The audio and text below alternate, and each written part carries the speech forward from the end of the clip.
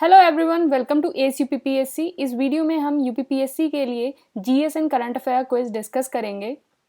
ये हमारा prelims 2021 batch है, आप इसको ज्वाइन कर सकते हैं। 26 अक्टूबर से स्टार्ट हो रहा है। इसकी सारी डिटेल नीचे डिस्क्रिप्शन बॉक्स में एक पीडीएफ है, वहाँ से आप इसको देख सकते हैं। और हमारा जो प्रीलिम्स 2020 कोर्स था उससे डायरेक्ट 70 क्वेश्चन जो हैं वो यूपीपीएससी प्रीलिम्स एग्जाम में आए हैं। इसकी भी पीडीएफ नीचे डिस्क्रिप्शन बॉक्स में है, आप इसको देख सकते हैं। चलिए हम अपना क्विज स्टार्ट करते हैं। क्वेश्चन नंबर 1, यहाँ आपको दो स्टेटमेंट गिवन है। पहला, India rank 99th rank in global hunger index. Second, India is in the serious hunger category. तो इसका आंसर है आंसर बी, 2 ओनली। तो सिर्फ सेकंड स्टेटमेंट सही है, फर्स्ट स्टेटमेंट गलत है, क्योंकि जो इंडिया की ग्लोबल हंगर इंडेक्स 2020 में जो रैंक है वो 94th है अमंग 107 कंट्रीज, और इंडिया जो है वो सीरियस हंगर कैटेगरी में है। तो ग्लोबल हंगर इंडेक्स जो है वो जो जॉइंटली रिलीज होता है by IFPRI and concern worldwide and Welthungerhilfe, और इंडिया की जो 2019 में रैंक थी वो 102 थी। और जितनी सारी जो कंट्रीज़ हैं, मतलब इंडिया की जो नेबरिंग कंट्रीज़ हैं, उनकी जो रैंक है वो इंडिया से ज़्यादा है। जैसे नेबरिंग कंट्रीज़ हो गई बांग्लादेश, म्यांमार और पाकिस्तान, इनकी रैंक तो इंडिया से ज़्यादा है, लेकिन ये भी सीरियस कैटेगरी में है। और नेपाल और श्रीलंका जो है इनकी रैंक भी ज़्यादा है, लेकिन ये मॉडरेट हंगर कैटेगरी में है। और इंडिया की जो अंडर न्यूरिश जो पॉपुलेशन है वो 14%, इंडिया की जो पॉपुलेशन है वो अंडर न्यूरिश्ड है। और स्टंटिंग जो है 37.4% है, और वेस्टिंग जो है 17.3, और अंडर 5 जो मॉर्टेलिटी रेट होता है चिल्ड्रन का वो 3.7% है। Question number 2, BrahMos aerospace is a joint venture of. तो इसका आंसर है answer C, India and Russia. तो ब्रह्मो एयरोस्पेस है वो जॉइंट वेंचर है इंडिया और रशिया का। बेसिकली इसका काम है कि जो सुपरसोनिक क्रूज मिसाइल है उनको प्रोड्यूस करता है, और ये जो मिसाइल है वो लॉन्च हो सकती हैं सबमरीन से, शिप से, एयरक्राफ्ट से, और कोई भी लैंड प्लेटफॉर्म से। और जो ओरिजिनल जो है 290 किलोमीटर की रेंज की जो ब्रह्मोस मिसाइल थी वो ऑलरेडी डिप्लॉयड हैं लद्दाख में और अरुणाचल प्रदेश में। तो इसका आंसर हो गया answer C. Question number 3, SLINEX is a bilateral maritime exercise between. तो इसका आंसर है answer D, India and Sri Lanka. तो 8th एडिशन की जो एनुअल इंडियन नेवी और श्रीलंका नेवी की जो एक्सरसाइज है स्लिनेक्स 20, वो 19 से 21 अक्टूबर के बीच हुई है, और ये श्रीलंका में हुई है। तो इसका आंसर हो गया answer D. Question number 4, India's first sea plane project to be inaugurated in. तो इंडिया का जो फर्स्ट सी प्लेन प्रोजेक्ट है वो इनॉग्रेट हो रहा है, आंसर सी, गुजरात। तो जो first of 5 sea plane services हैं गुजरात में, वो अभी रिसेंटली जो फर्स्ट है वो इनॉग्रेट हुई है जो। और इसका जो काम होगा वो होगा कि it connect the Sabarmati river जो अहमदाबाद में है, और उसको कनेक्ट करेगी स्टैचू ऑफ यूनिटी जो केवदी और नर्मदा डिस्ट्रिक्ट में है। बेसिकली इसको जो मिनिस्ट्री इंप्लीमेंट कर रही है वो मिनिस्ट्री ऑफ सिविल एविएशन। और बाकी जो स्पॉट इसके लिए चूज़ किए गए हैं वो धरोई डैम जो है, और अंबाजी और शत्रुंजय जो डैम है, और तापी, मतलब ये बाकी जो फेज़ हैं उसके लिए चूज़ किया गया है। तो इसका आंसर हो गया answer C. Question number 5, Israel does not have diplomatic ties with which Arab state. तो इसका आंसर है आंसर डी, ओमान। तो बाकी जितनी ऑप्शंस गिवन हैं उनके साथ इजराइल के जो हैं डिप्लोमेटिक टाइज हैं यूएई, बहरीन और जॉर्डन।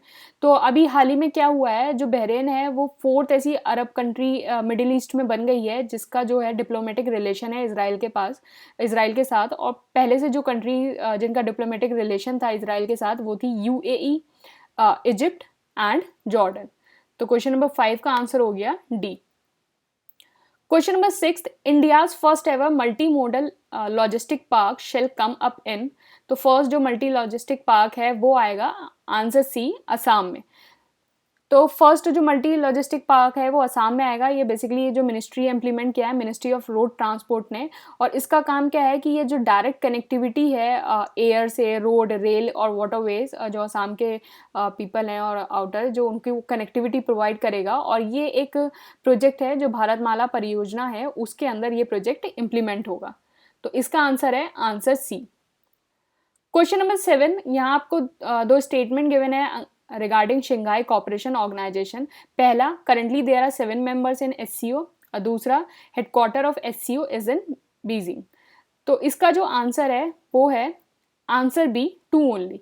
तो पहला स्टेटमेंट गलत है क्योंकि जो शंघाई कोऑपरेशन ऑर्गेनाइजेशन है उसमें 8 मेंबर्स हैं, और सेकंड स्टेटमेंट सही है, जो इसका हेडक्वार्टर है वो बीजिंग में है। तो बेसिकली जो शंघाई कोऑपरेशन ऑर्गेनाइजेशन है वो एक Eurasian political, economic and security alliance है, और ये 2001 जो है उसमें फॉर्मेशन अनाउंस्ड हुआ था इन शंघाई। और इसमें अभी रिसेंटली जो है वो 8 मेंबर्स हैं, China, Kazakhstan, Kyrgyzstan, Russia, Tajikistan, Uzbekistan, India and Pakistan. और इंडिया एंड पाकिस्तान जो है वो रिसेंटली एडेड मेंबर हैं इसमें, और इसका जो हेडक्वार्टर है वो बीजिंग और चाइना में है। तो क्वेश्चन नंबर 7 का आंसर हो गया बी। क्वेश्चन नंबर 10, घर तक फाइबर स्कीम इनॉग्रेटेड इन, तो इसका आंसर है आंसर डी, बिहार।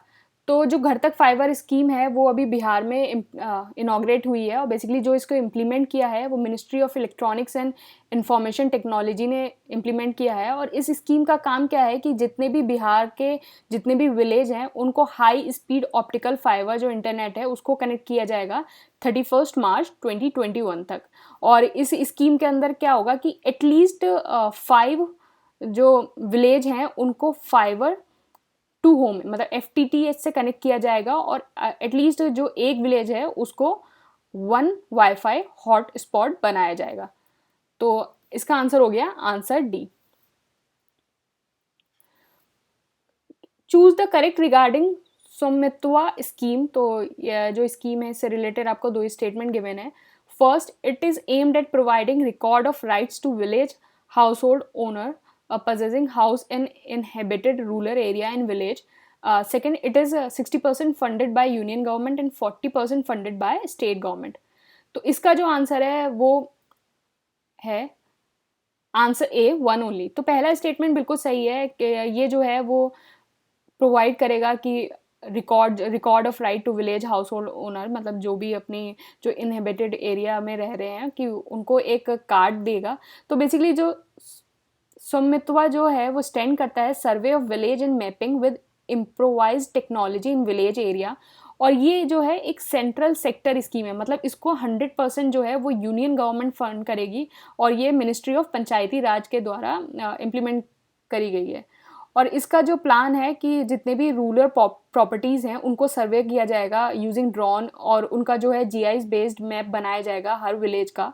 और अभी जो करंट फाइनेंशियल ईयर है जो ये स्कीम है वो 8 स्टेट के अंदर इम्प्लीमेंट हुई है, मतलब अक्रॉस 1 लाख विलेज, मतलब 1 लाख विलेज जो इन 8 स्टेट में हैं उसमें इम्प्लीमेंट हुई है। और ये 8 स्टेट हैं महाराष्ट्र, कर्नाटका, हरियाणा, उत्तर प्रदेश, उत्तराखंड, मध्य प्रदेश, पंजाब एंड राजस्थान।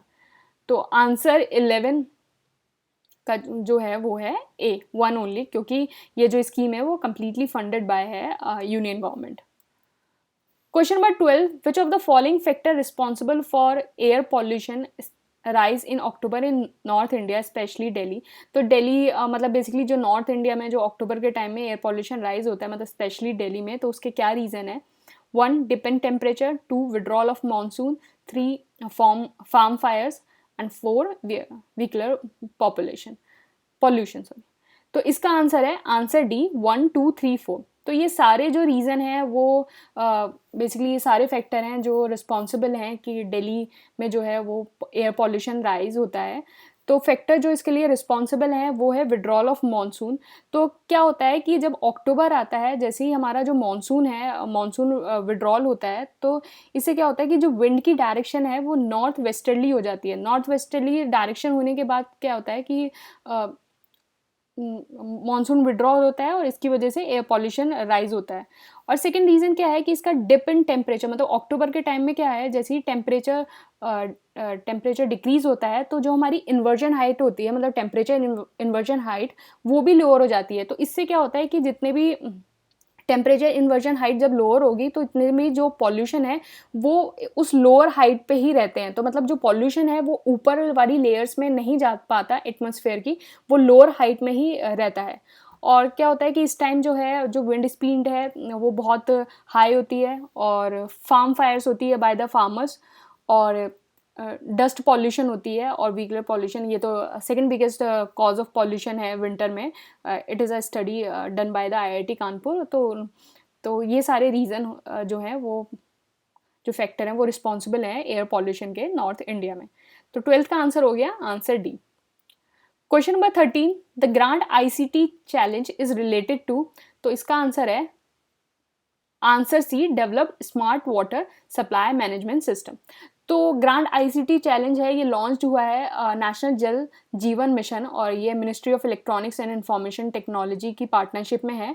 और बेसिकली इसका काम क्या है कि जो इनोवेटिव मॉडुलर या कॉस्ट इफेक्टिव सॉल्यूशन डेवलप करना for the smart supply measurement and monitoring system at the village level. मतलब विलेज लेवल पे जो वाटर सप्लाई है उसकी मेजरमेंट और मॉनिटरिंग सिस्टम को स्मार्टली डेवलप करना, ये ग्रांड ICT चैलेंज है। और इसमें जो है जो इस चैलेंज को जीतेगा उसको प्राइज दिया जाएगा और it is launch by national जल जीवन मिशन। क्वेश्चन नंबर, तो इसका आंसर हो गया answer C. Question number 14, Fiji island is located in, तो फिजी आइलैंड जो है इसका आंसर है answer D, South Pacific Ocean. तो फिजी आइलैंड जो है वो साउथ पैसिफिक ओशन में लोकेटेड है। आप इसको मैप में देख सकते हैं, इसके आसपास देख सकते हैं न्यू कैलेडोनिया जो है वो फ्रेंच टेरिटरी है, और टोंगा देख सकते हैं, और काफ़ी नीचे देखिए न्यूजीलैंड है, और इसके वेस्ट में आप देख सकते हैं ऑस्ट्रेलिया। तो ये सारी जो मैप्स हैं वो आपको ध्यान रखना होगा क्योंकि मैपिंग के भी क्वेश्चंस आ सकते हैं। तो आप इन सारे जो आइलैंड्स हैं और रेंज हैं, इन सारी चीज़ों को आपको ध्यान रखना होगा। तो इसका आंसर है answer D, South Pacific ocean. Question number 15, choose the correct one. The expenditure limit for all state and UT where the cap for Lok Sabha poll was 70 lakh. Second, now it has been raised to rupees 75 lakh. तो मतलब जो expenditure limit थी पहले लोकसभा पोल की वो 70 लाख थी और अब ये 75 लाख हो गई है। तो इसका जो आंसर है वो आंसर है ए, 1 ओनली। तो पहला स्टेटमेंट सही है क्योंकि जो पहले लोकसभा पोल की जो एक्सपेंडिचर लिमिट थी वो 70 लाख थी। सेकंड स्टेटमेंट गलत है क्योंकि अब ये 75 लाख नहीं, अब ये 77 लाख हो गई है। तो इसका आंसर है आंसर ए। तो लॉ मिनिस्ट्री ने जो है वो जो सीलिंग है वो पोल एक्सपेंडिचर पे वो इंक्रीज़ कर दी है by 10% for assembly and Lok Sabha. तो लोकसभा में जो स्टेट एंड UT था जिनका एक्सपेंडिचर लिमिट 70 लाख था, अब उनका बढ़कर 77 लाख हो गया है। और लोकसभा में जिनका स्टेट और UT है जिनकी एग्जिस्टिंग लिमिट 54 लाख थी और अब उनकी बढ़कर हो गई है 59.4 लाख। और असेंबली में जिनका कैंडिडेट थे इन स्टेट इन UT जिनकी एक्सपेंडिचर लिमिट 28 लाख थी, अब उनकी बढ़कर 30.8 लाख हो गई है। और जो असेंबली में जो कैंडिडेट थे और जिनकी लिमिट जो है 20 लाख तक थी, मतलब स्टेट एंड UT में 20 लाख थी, अब वो 22 लाख तक स्पेंड कर सकते हैं। तो हमारा क्विज यहीं फिनिश होता है। तो आप टेलीग्राम चैनल ज्वाइन कर सकते हैं, इसमें मैं डेली क्विज कंडक्ट कराती हूँ और काफ़ी सारे आर्टिकल्स एंड काफ़ी सारा UPPSC रिलेटेड मटेरियल शेयर होता है। तो आप इस चैनल को ज्वाइन कर सकते हैं। Thank you and all the best.